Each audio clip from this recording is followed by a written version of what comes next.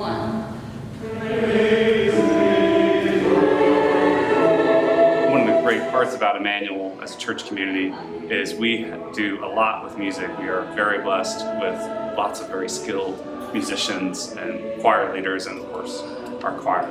The National Cathedral is actually an Episcopal church. Of course, everyone is welcome there, but it is run by the Episcopal Church, so it's kind of like this really big deal. Usually this process is something that takes a really long time, so we thought we might be singing summer of 2024, like next year.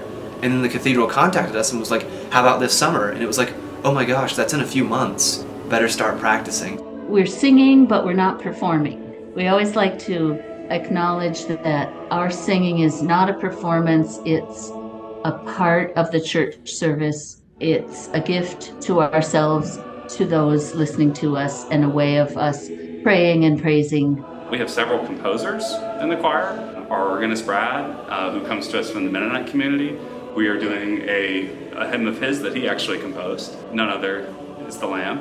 We not only get to do, obviously, the great works of our tradition, but we even get to do some of our own in-house. It's not often you get in-house composers. And we also get to do some parts of the Episcopal tradition that are a little bit more obscure, such as singing the Psalms and a thing known as Anglican chant.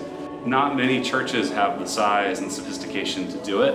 It's not easy necessarily to do, so I'm very proud that we get to do that and really lean into keeping some of these traditions alive. Honestly, when our voices match and we harmonize and just really hit the notes right and make the song sound great, it's really easy for you to just kind of lose yourself in the music.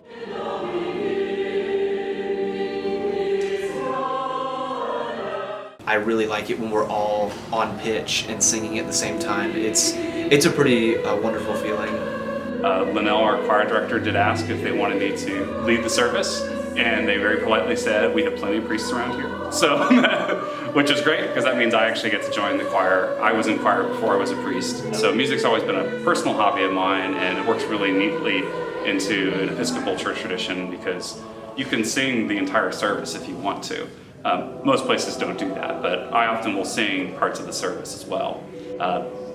I wear the collar and get a lot of the credit, but they actually made all this happen. So this is super exciting, and it's like little old Harrisonburg, but here we're going to be in DC.